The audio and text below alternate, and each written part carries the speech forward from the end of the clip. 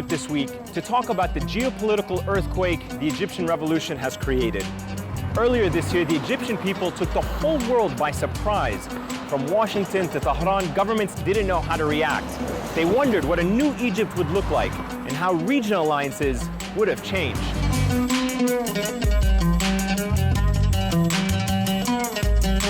With its rich history and large population, Egypt was the traditional leader of the Arab world.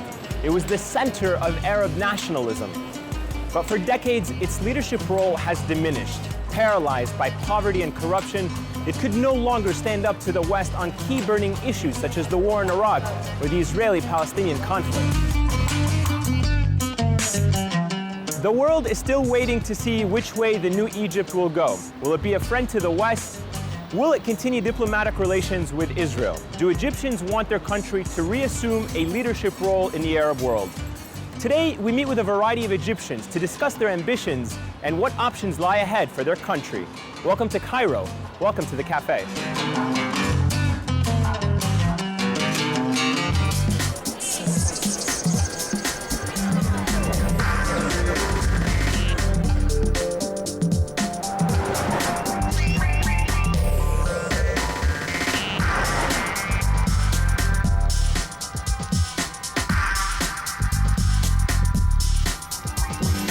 Joining us in the cafe in Cairo today are Amira Hawaibi, an Egyptian journalist who has written extensively on the Arab-Israeli conflict. Ibrahim al-Hudaybi, whose family comes from a long line of leaders of the Muslim Brotherhood, but has left the movement. Khalid Fahmy, a historian currently leading a project to create an online archive of the Egyptian revolution. AL-ARIAN, a member of the Freedom and Justice Party, which is the political offshoot of the Muslim Brotherhood. FAROUK SOUSSA, the chief Middle East economist for Citigroup. Dr. Ali ABDEL, a physician who lectures on internal medicine at Cairo University. Hussam al-Hamallawi, a prominent leftist activist and blogger who was summoned by Egypt's military prosecutor for criticizing the head of military police. And Rabab al-Mahdi, an activist and political scientist who focuses on the prospects of democratization in the Arab world.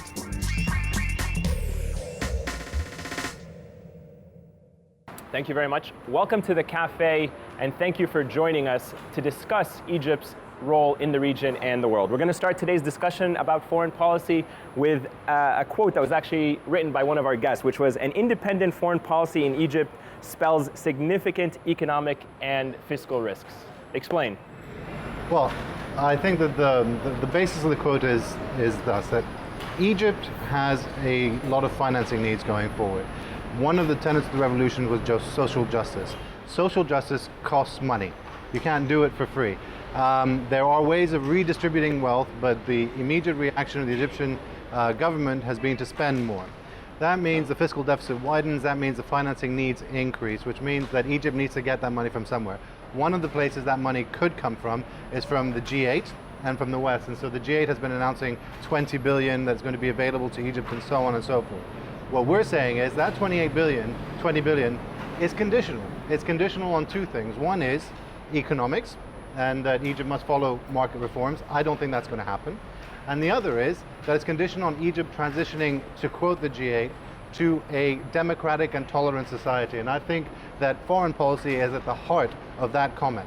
If Egypt becomes more anti-Western in any future government, more anti-Israeli in any future government, I don't see the US or the World Bank or the IMF or any of the G8 countries that support Okay, so Israel. This raises a really important question, which is, does Egypt need foreign aid? Does it need international aid from the World Bank, G8, all these countries? Absolutely not. I mean, the conditionality of foreign aid that we've been experiencing throughout the past decades have come with authoritarianism, not democracy. I mean, we're not new to the idea of foreign aid and American assistance. This has been going on for years, and it didn't do any of the things that it claims to do. It did not help economic prosperity in any way, shape, or form, and it didn't come with democracy promotion, no matter what Freedom House would like to believe.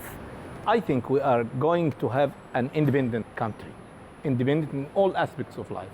You cannot have foreign aid without conditions, as Rabab said. all foreign aids destroy the whole countries which make it, from Asia to Africa to Latin America. Now you have examples. We discussed with Dr. Ali before this program that we have Brazil in Latin America, we have Malaysia in East Asia. Both didn't depend on foreign aid, didn't get any aid from IMF or International Bank. But and they are now very good countries. Are they starting from where If the Egypt West is going to offer us aid, it cannot be on this conditionality. You are again holding Egypt hostage, holding its opinion, holding its foreign policy hostage to an America that views Egypt through the prism of AIPAC, the American Israeli Political Action Committee, especially the United States. The United States cannot force us into policies that we deem not to be in Egypt's interests. Now, there are always lines of agreement, but there are lines of disagreement too. And so we will not be forced to accept the American model, the American view on everything as we once did. We're going to get to Egypt and Israel in just a second, but really what I want to know right now is, can Egypt turn the corner into a better, more functioning economic state for its citizens based on the principles of the revolution without international aid? I'm not talking about aid in the classic sense of money, but you need foreign tourists, you need foreign companies here that are coming, that are employing Egyptians by the thousands. Can it do it without these conditions? But foreign tourists is not an aid. No, well, exactly. I was just going to say that, you know, I mean, when tourists come to this country, this is not necessarily considered a form of foreign aid. While I do expect that Egypt will continue trading in the global market, but I do agree with Rabab and with other guests here that we actually can do without this international aid. And if you assess the international aid, I mean, since it started in 1979 with the brokering of the Camp David Agreement between Egypt and Israel, I would find actually that this aid has been largely directed at the military, and it has never been touched, at $1.3 billion a year. And as for the so-called economic aid, this has been largely also wrapped in a lot of question marks about its conditionality and about the corruption involved in it, about the tons of money that's at the end of the day, it's siphoned and funneled They are to searching foreign now for about consultants. $30 billion. Yep. Escaped. Yep. Nobody can monitor him. Where is the Can I just trickle-down can I just effect of say American something? aid in the last 30 years? Well, there's two issues here. I absolutely agree with everyone here that Egypt can survive without the foreign aid. It can survive without it. But what it can't do is spend like there's no tomorrow and expect to survive without foreign aid. Social justice, no, we talked about Brazil. You talked about Brazil, you talked about the others, right? There's a way of progressing social justice, and there's a way of progressing economic growth that doesn't blow out the public finances, right? And that's what Egypt, if Egypt is capable of doing that, then the argument about foreign aid becomes a complete moot argument. Foreign investment will keep coming in, foreign tourism will keep coming in, and so on. But if Egyptian policy becomes anti-market, corporate, anti-investment, then you are going to have a slowdown in economic activity, government revenues are going to fall, and social justice will put expenditure pressures, keep them high. And that means that Egypt needs to finance itself somehow. Do you think that Egypt's foreign policy, I know we're in a bit of a transitional period, but so far, have you seen anything that is caught your attention in terms of a redirection from the past? Is there anything alarming? Is there anything that's positive about Egypt's foreign policy so far? Well, when Nabil al-Arabi, who just left the foreign ministry, who was appointed as foreign minister in the new cabinet, obviously he reflected a new foreign policy. He said that Egypt should work on ending the shameful siege on Gaza. He spoke about normal relations with Iran. And those two very harmless statements obviously backfired, because a couple of months later we see the military council basically sacrificing Nabil al-Arabi to an Arab League and replacing him with a loyal Mubarak loyalist who is the new foreign minister. And we know, we've known of complaints, the Palestinians have issues, have problems, severe problems, serious problems crossing the Rafah border, which is open, but with tough conditions, with a lot of humiliation. And the situation on the border is not very different from it was under the Mubarak days. Khalid, you know the foreign policy establishment in Egypt relatively well. What is your take on Egypt's foreign policy in the post-revolution period and going forward? What do you think should be the objectives of Egypt's foreign policy? think the objectives is that the foreign ministry establishment becomes an independent establishment rather than implementing the diktats of the president, which had been the case. So I think regardless of the people and the personalities and the specific issues, what we have had in Egypt for many, many years, the Egyptian Foreign Ministry is a very venerable institution. It goes all the way back to 1923. Egyptian diplomacy and its school is a very self-respecting school that had been sidelined. And Egyptian foreign policy has been shaped for the past 30 years by one man with no vision. So what we are witnessing is a new beginning of the institution of the foreign ministry, establishing itself as the institution that shapes rather than simply implements foreign policy. Let me ask you, what are the three foreign policy priorities for a new Egypt? Is it to identify its own national interests? Is it to make sure it can sustain certain internationalism with its foreign policy? What would you identify as the three most important issues? In terms of identity and nation, Egypt's identity coincides with its national security. So you have the question of Africa and the River Nile. You have the regional question of, Egypt has to join the alliance of Turkey and Iran. It has no alternatives, really, to defend its strategic interests in the region by joining this alliance with Turkey and Iran. And then we have to revisit our relationships with the Gulf region. I'm all for relationships with the Gulf region, but there should be relations based on Egypt's strategic interests in the region and Egypt's project and Egypt is the largest and the most powerful country in this region, and we should influence others and we should lead the project of independence in the region. I hope we can start in Africa with Sudan, special relation with Sudan. This is very important to have a River Nile strategy and also agriculture strategy to have wheat and crops. This is very important for Egypt now. Do Egyptians wake up every morning and care about foreign policy right now? Does this matter to them? I would think so. First of all, let's say... You would think so? Yeah, first of all, let's not assume that there is any one person who can claim to be speaking on behalf of all Egyptians. We have different groups, different trends. But I would say that the idea of foreign policy was very present as one of the things that people were agitated about during the revolution. And it's still very much present in the idea of the new Egypt, so to speak. The Mubarak regime had a huge problem of legitimacy, having to do with being pro-Israel, pro-US, anti-Iran, all those kinds of things. And I think this played a huge role in the falling of the Mubarak regime. And hence, projecting from this, you can easily assume that we need a new foreign policy that takes the complete opposite side in terms of being autonomous, respects our national interests. No. It is not a reaction. I think to be a reaction to Mubarak regime policy, it is not true.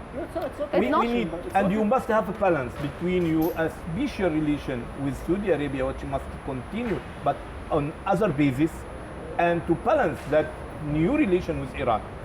This is very important. Okay, you said for Arab security. Okay, you said Turkey has very good relationships with Israel. Right now, over the past couple of years, a little bit tense after the flotilla incident, but historically billions of dollars of trade, close arms deals and such. Can you envision Egypt having the same thing? Should Egypt scrap the Camp David treaty and start again? The Camp David treaty is not the most important thing. What's most important is Egypt's strategic interests and Egypt's national security. And Egypt's national security is never defended by the Camp David agreement and is never defended by our heavy dependence on the United States in terms of military aid. You couldn't really defend Egypt's national security without a clear stance on defending resistance movements in Palestine. I'd like to sort of just bring it all together. If you sort of break down what our strategic interests are, I think we've all made valid points. Dr. ESSAM mentioned Africa. I think that's extremely important on two levels. First of all, our issues with the Nile. Secondly, I think we're forgetting trade to come into what you're going to go into. That's another important point. Our relationships with Arab states, I think we've got to be pro-resistance. I have my deep qualms about the Saudi system and its influence in the region. I do not think they are a force for freedom or for democracy. Look at their political system, for heaven's sake. Or for resistance. Special democracy. Yes, yes, a dubious one at best, I think. Also, we must maintain good relations with the West. Dr. Ali, I get the point from Ibrahim. You have players in the vacuum after absence of Mubarak and Egypt from playing any role in the Arab world and in the Middle East. Quite. The two players mean three players. You have, or four players, Israel, Saudi Arabia, and Iran and Turkey. Now you can make a foreign policy depending on who you can have a good relation with, who is your friends, who are your enemies. And our national security depends in such a strategy. Your enemy is Israel. And Saudi Arabians, you can depend in it is investments, not it is policy. Saudi Arabians are following the American policy. Do you guys agree with that assessment? And you are against American policy. Do you agree that Israel is the enemy of Egypt? Yes, of course, definitely. No, obviously, I do believe that Israel is one of the biggest enemies that we have here in the region, but I would lump together with Israel, I mean, the entire Arab political system, including the monarchs from Doha to Riyadh, all the way to Casablanca and Rabat. The regional is related to the domestic. We cannot separate between the two. And the revolution here is hardly finished. And I think actually it's starting. And the old regime is still in effect. And if we remember quite well, one of the earliest statements by the military council here in Egypt asserted that we will honor and observe all treaties that we have signed, with the world. And I think that they were referring specifically to Camp David agreement then. As someone here in Egypt and as a political player here in Egypt who knows quite well that the revolution is hardly finished, I will continue until I get a regime that can reflect the people's will here in Egypt, and which will take an active part in exporting our model to the Gulf, and which will take an active part in exporting our model to Africa. It sounds like Egypt invented democracy here, okay? We imported the values of the revolution. We re-export perhaps. It's more acceptable word. And secondly, if you just let me finish my point, okay? When you're talking about the values of the revolution, we're talking about something that is completely uncertain. We don't know, Dr. Assam, maybe you can enlighten us, but we don't know what the policies of the next parliament is going to look like, presuming Dr. Assam and your party are dominant in the next parliament. We don't actually know what your policy is. Going to be the dominant. Not dominant, but I think you'll be an important part of it. Influential in the next party. Now we're all talking about a foreign policy that reflects the Egyptian people. And I think that that's fair. And I'm not arguing a normative argument saying it should be this way, it should be that. But living with the reality, okay, how is the Muslim Brotherhood actually going to improve the credentials of a democratic Egypt? How is it going to advance Egypt's model of a revolutionary government when the Muslim Brotherhood is actually, according to press that I'm reading, actually working to discredit the youth revolutionaries, work against that? There's a big it's not the duty of Muslim Brotherhood alone or Freedom and Justice Party. It needs a national consensus. And now we are going to launch and build a initiative for a democratic alliance for Egypt. And I think if this alliance succeeds and go to the election together with a coalition, I think this can have a platform to answer your questions. Not done by Freedom and Justice Party only, but by all those partners in the alliance. You jumped in and you were saying no. Yeah, because I will die if I don't let this out. Go ahead. I think there's something very problematic with assuming that the values of the revolution, which were very clear in the chants, freedom, social justice, human dignity, or Western or Eastern or any of those binaries that can be imported or exported. I think those are human values. And what I hear Hossein and Ibrahim saying when they refer to the word export is not actually assuming that people don't know those values and we would like to export them, but actually a regime that would defend other peoples throughout the region and the whole world who will be defending those same values. So unlike the Saudis taking the reactionary revisionist position from the Egyptian people when they're promoting their revolution, we would like to see a regime in Egypt that supports other people in the Gulf, in Bahrain, in Doha, wherever they are, who are actually putting forward the same values in their countries. It's something America purports to doing when it's convenient. Khaled, you were going to say one point. Go Yes, ahead.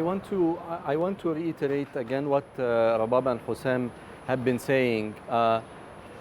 Exporting the revolution sounds a revolutionary thing, but this is exactly what a foreign ministry does.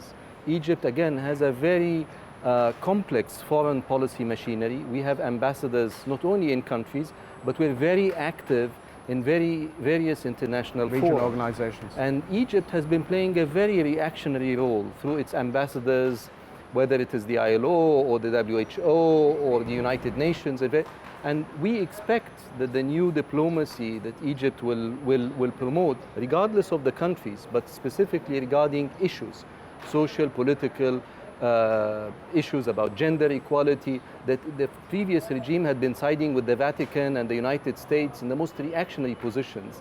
We expect this to be reversed. So do you think that we should turn to the Saudis, for example, and the Qataris, and say, you know what we are going to be supporting in your domestic political systems are these values of social justice, democracy, No, I'm and so saying on. that And if this so, revolution who's going to fund Egypt? This You're revolution simplifying it and you're assuming that we need funding from abroad. And I have we a do need problem funding with from abroad. No, we need we have investment. a current Maybe account deficit. funding. We have a current account deficit of $12 billion dollars. I Who's going to fund agree. it? And we're not talking about populist policy. We're talking about redistribution. We're talking about.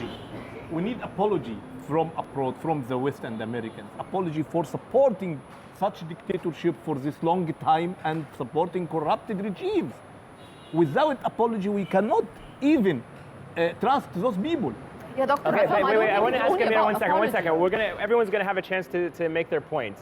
But I want to ask you very quickly, billions of dollars of money pledged from Saudi Arabia, from Qatar, from other countries in the region. The United States also is offering its package, Europe as well. Can Egypt, again, I'm going back to this question because you're raising the point that that money is needed. But others are making the argument that Egypt can be self-sustainable without that money. Now we're getting into the issue of exporting the revolution. Should we be telling these countries that want to come and invest, don't invest unless you do it by our rules, or you can come and invest, but we're going to leave you alone to continue these regimes that you have in place? I think we have to separate between loans coming from the World Bank and from the United States and those coming from we're talking about the Arabs. Gulf right now because this is about exporting the revolution. This is one. Two, exporting the revolution sort of reminds me of the Iranian model and exporting the Iranian revolution. Things don't happen that way. I don't think it's that simple. By installing a democratic regime, Egypt restores its old influence in the region.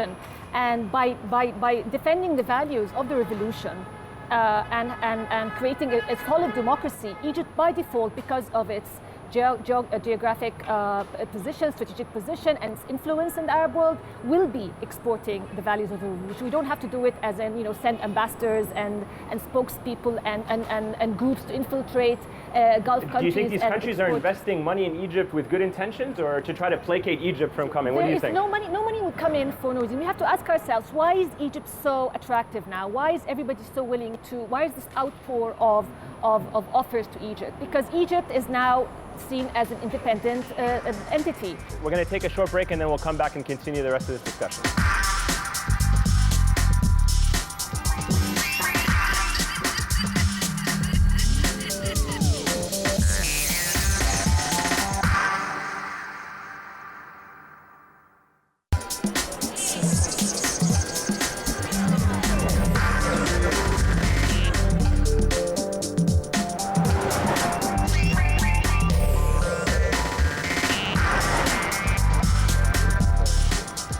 Welcome back to the cafe. We left the discussion a little bit earlier talking about exporting the revolution and others. Shukran. We left it talking about exporting the revolution and others, and the economy. Let's pick it up from that point. What do you disagree with what has been said about the economy, international assistance, investment? The idea that the only way to overcome the national deficit, there is a deficit, of course there is a deficit. Is this a revolutionary outcome? Absolutely not. This is something that we have been suffering.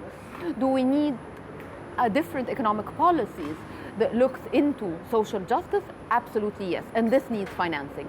However, two problems. First of all, the assumption that the financing only comes from aid and donations and just, Gulfies or Americans paying for this is absolutely wrong. There's a range of economic policies, of redistribution, of national investment, of economic growth that would allow for us to overcome the national deficit without having to go into the non-sustainable idea of aid. This is number one. The second thing, to assume that actually our foreign policy should be directed to appeasing certain reactionary powers like the Saudis, the Gulfies, the Americans, or the Israelis in order to get the money, I think this is not only non-revolutionary, it's unprincipled, it takes you nowhere, neither economically nor politically.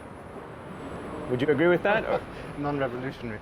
I don't disagree with what Dora was saying. I don't disagree with anything she said. Now, but we have to deconstruct it, okay? There are ways to finance Egypt's massive current account deficit, because Egypt as a country, we spend more than we make, right? So we owe the rest of the world hard cash. There's a way of financing that, and that's through foreign direct investment and attracting foreign capital inflows private. If you don't want to go with a public argument because you think that's, beggaring, that's fine. Let's say private capital flows can finance it. But why would those private capital flows come? They will come because Egypt is an environment in which investment is a sort of an excellent proposition for them. They want to come, they want to invest in the local market and fund the government. They want to come because they want to build factories, because they want to build a business here. That is fundamentally at odds in certain areas with social justice. Why? Because two things. First of all, nobody did better for investment in this country than Mubarak and Ahmed Najib's government. In the last 7 years, we have had economic policies that were the darling of the investment community. People were falling over themselves to come to Egypt to invest their money, both on the FDI front, but also in financial inflows. Egypt was the #1 reformer in the world by the World Bank in 2008. So those policies we know have failed. They failed in delivering social justice because they were market-based policies that looked at how to present the best possible investment environment for corporates, but did not look to see about... Can you not argue that part of it was domestic corruption as well? The money was coming in, the investment was good, but it was misused? There's no way that you can convince me that all this money that came in was siphoned into private accounts, and that's why we have a problem. We have a problem because the economy that Egypt was producing was a knowledge-based economy, an economy that requires a skilled workforce in order to drive it forward.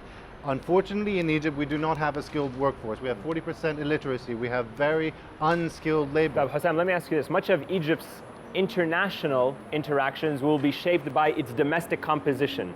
So, could you please explain that? Yeah, much of how it's going to behave internationally depends on how it looks domestically. So let's say domestically we have the Freedom and Justice Party, conservative parties win. How would the foreign policy look like? And if, let's say, the liberals or left win, how would the foreign policy look like? Would there be a difference in the two? Well, I think that the Muslim Brotherhood has already went on the record, few times before, saying that they're gonna honor international agreements, and the same goes also, for the Camp David agreement and for agreements with the US. So I don't think there will be actually, such a radical, change if the Islamists here are in power. And Islamists, not just the Muslim Brotherhood, but, Islamists in the general sense. The liberals, I think they would be more than happy to continue the rapprochement and actually to continue the domestic neoliberal policies which has been attracting these foreign investments. When it comes to left-wing forces here in the country, I think the situation is different. On the ground, if you want to speak realistically, already there are a movement for factory seizures in different areas. There are lobbying and strong campaigns in order to renationalize the privatized, factories. So that will definitely create a collision with the established foreign policy that Egypt has been adopting over the past 30 years. Now, what will the cost be on the country if these policies are adopted? It's something that we'll have to wait and see, but the whole idea that if we start taking the side of the people at the end of the day, not just the side of some abstract numbers that we can present to the World Bank every year, I think that will have a much bigger impact on the whole region. We honor all treaties, of course, because this is one of the international law. But we also add to this, we must revise it. And the decision must be taken in the parliament and not only by the government. And even if we need to go to the people for a national referendum, we need it. Regardless of the issues, there's one thing that has to be taken into account. We did have a revolution. We're not talking about just normal elections that will result in the Muslim Brotherhood or Islamists winning this or that. I mean, there is a revolution in Egypt, and it's a revolution that was triggered by actually very lofty ideals, as Rabab earlier said. Whether they are imported or exported, domestic or international, is besides the point. The principle of justice, of dignity, this is what this revolution is about. And one expects that the foreign policy of Egypt should reflect this. I want to go back to the Turkey issue for a little bit. Is Turkey a model for Egypt? Do you think Egyptians want to see Egypt become like Turkey? I think Egypt should develop its own model, and I'm not a big fan of, being Turkey being our model. I have a lot of appreciation for the current Turkish government and what they've been doing and so forth, but every country has its own context and has its own interests and has its own heritage and national security issues and so forth. And therefore, regarding even the question you raised earlier regarding Turkey's relations with Israel, that's quite different than Egypt's relations with Israel and how it should look like. And that goes also back to the idea of exporting the revolution, because that's what I think Hossein meant and I meant by exporting the revolution. We have been inspired by what the Tunisians have done to regain their political decision, so that the political decision would reflect the will and the identity and the interests of the people. That's what we need to do here. Amira, do you think that a democratic Egypt could run counter to the interests of the West? Western interests in the region means a divided Iraq. It means protecting Israel's national interests. It means basically preventing an independent state in Egypt, the creation of an independent state. I don't think that all the loans that are being offered to Egypt are under the official headline of supporting the revolution, are in fact to support the revolution. I believe that they are much more sinister than that, and they aim somehow to control the revolution, to abort it in many ways. So you're the president of Egypt. Good. You're the president of Egypt. What's the first thing you say to the U.S. when you become the president of Egypt about Egypt's new foreign policy? No more subservient, no more, independent. This model will not be a strategic asset to the United States or to Israel. And our interests are going to be calculated and formed based on, our decisions are going to be based on our national and strategic interests, not the United States of America's interest in the region, our interest. You talked about... But the world is not the West. No, it's and not. And the West is not USA. I think agree. Europe must play a separate role now. And the world is also Japan, China, Russia, India. This is the whole world. You are talking about a foreign policy of a big country in the region now, private country. It is a big country for the past 7,000 years. Okay, well, so let me ask you this. Should Egypt align itself, move itself in the direction of China, India, Russia, Brazil, the BRIC countries? We need a balanced foreign policy. That is our need. But which ones do you think serve Egypt's interests? We cannot isolate this country from the West. Right. But also we must have a balanced foreign policy. We must look east. We must look south.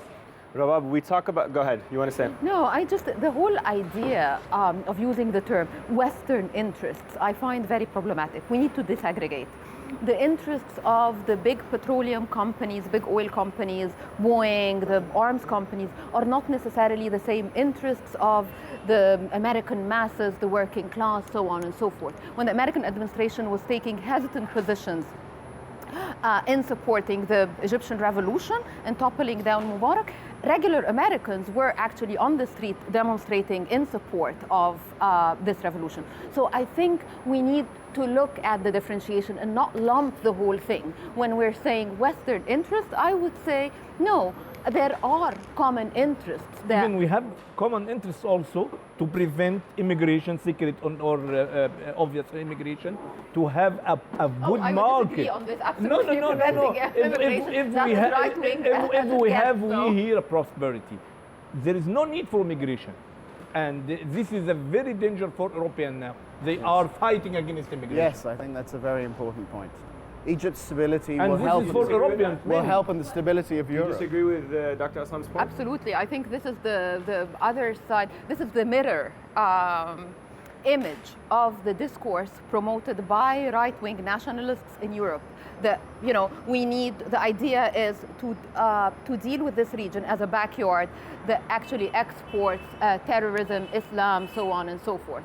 And the world, historically speaking, and Khaled can speak about this, has been much more transnational than what we think But those about it, right and wingers are what going to regimes rule would this like us Europe. to think about it. Look, Khaled. Rabab, the right wings are going to rule the continent for more than 10 or 20 years. I don't think so. I don't think so. With this, with what's going on in this You are region of the promising world, your I friends think in Europe. there's no. I think the ripple effects of what's going on in the Arab region will not stop, and this brings us to the whole transnational thing. I mean, it spread to Wisconsin, let alone talking about, you know, Europe and others. If it This occurs, is very, it will be this is a very good for the whole inspiring, world, for Europe and for us. very inspiring situation we're looking at. Between the cultural links between Egypt and Europe go back millennia. That's another point that we should emphasize and build on, I think. Khaled, one of the issues that's been brought up is the issue of the Nile, the water, and how important it is for Egypt. Should Egypt be willing to use force to protect its interests in terms of the Nile? This revolution is and has changed the political landscape of the region. It is changing it by precisely factoring in, by asking everybody, including us, to factor in a very important new player. It's not Iran or Turkey, it's the people. It's not the governments, it's the people. The people of this region, the Arab people, have been out of the equation for the past 100 years. And I will tell you that having been out on the streets in Egypt and getting in a taxi with an Egyptian, and I ask him, what do you think about what's going on when the Ethiopian Prime Minister says that, you know, they're going to use their military force to ensure their right to the Nile waters? Egyptians tell me we should be prepared to use our military force. Well, yes, you can expect all I mean, kinds Egyptians want their voice in this matter. Of course. Yeah. I mean, I don't think, I disagree with what Rabab said earlier about foreign policy being at the forefront of what people in the square had. I don't think so. I think it was a very domestic issue. Of course, some foreign elements were there with regards to where Mubarak can fly to Saudi Arabia or who's supporting it, the United States, but it was mostly domestic concerns. But what this revolution was all about is that the Egyptian people and Arab people elsewhere are for the first time, A, discovering that they have a voice, and B, that they can use this voice to actually topple regimes. Can we describe this moment now as a historical moment?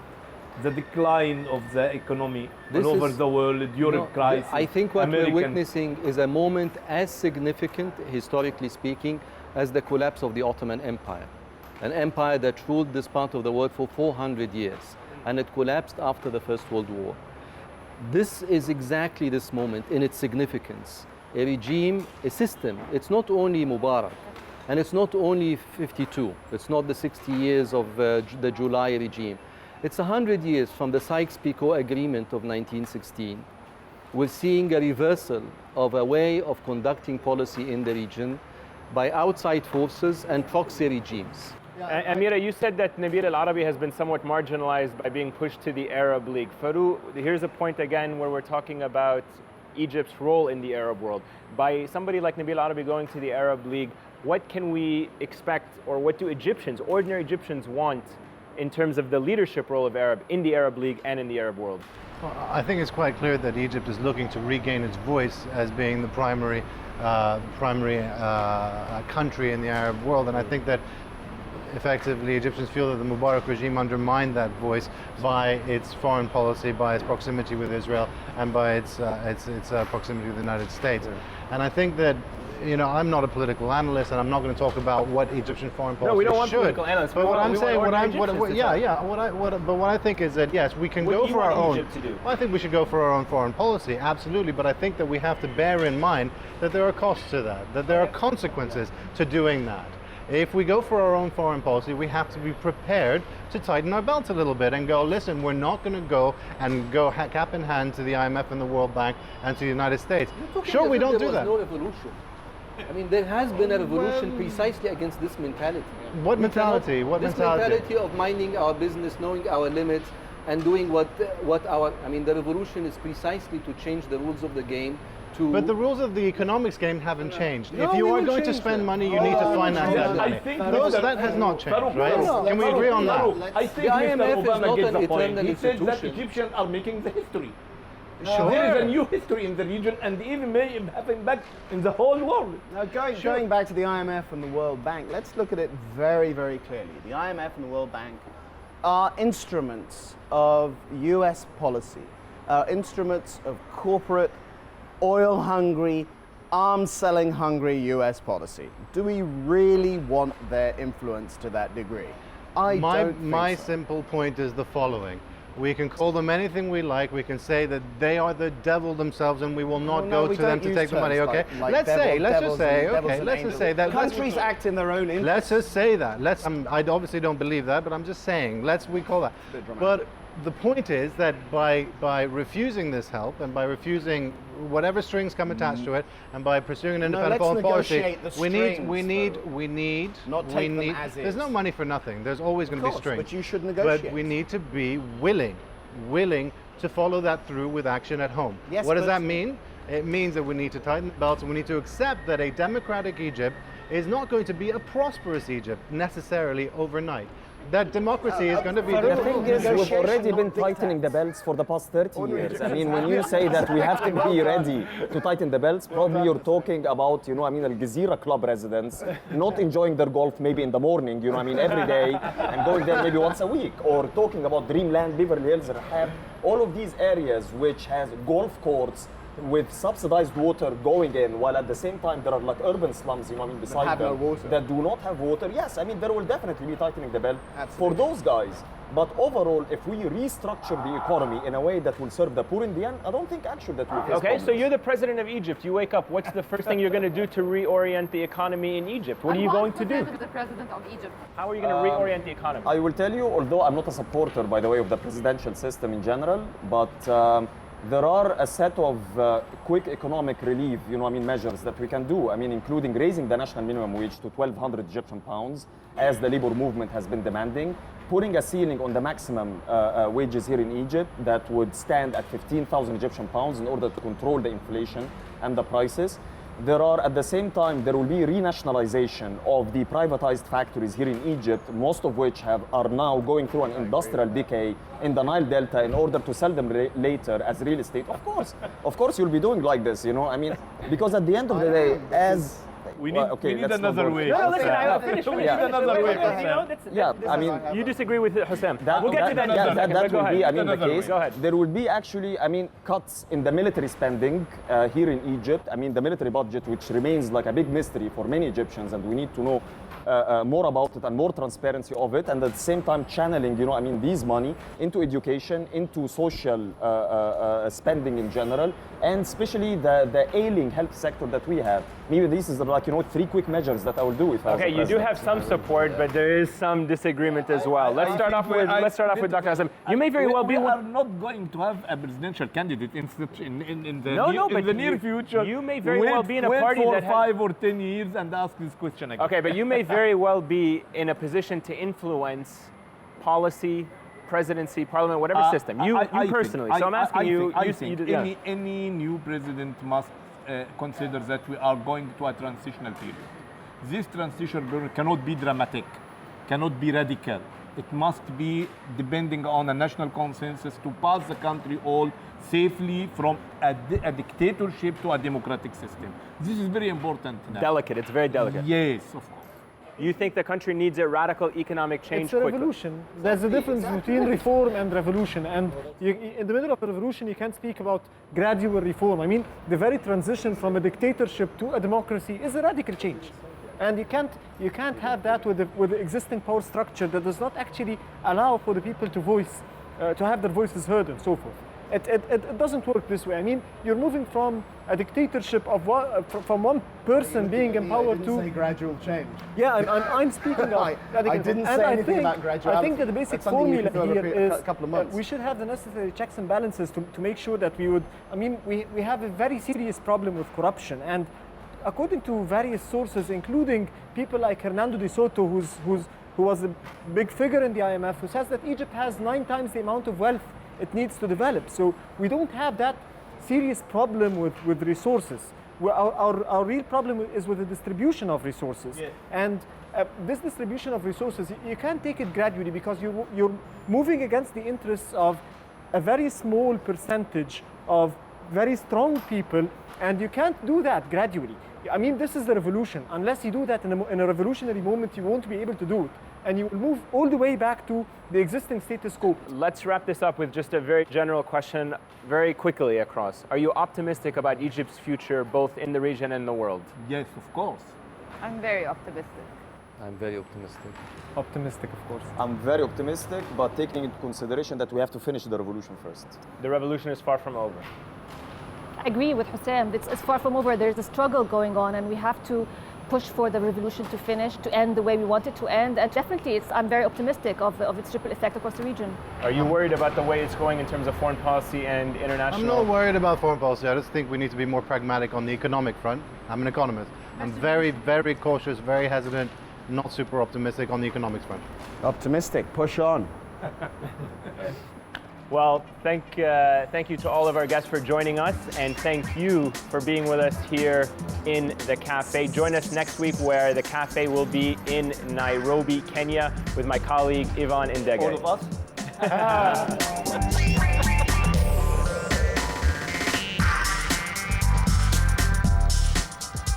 I did enjoy the discussion.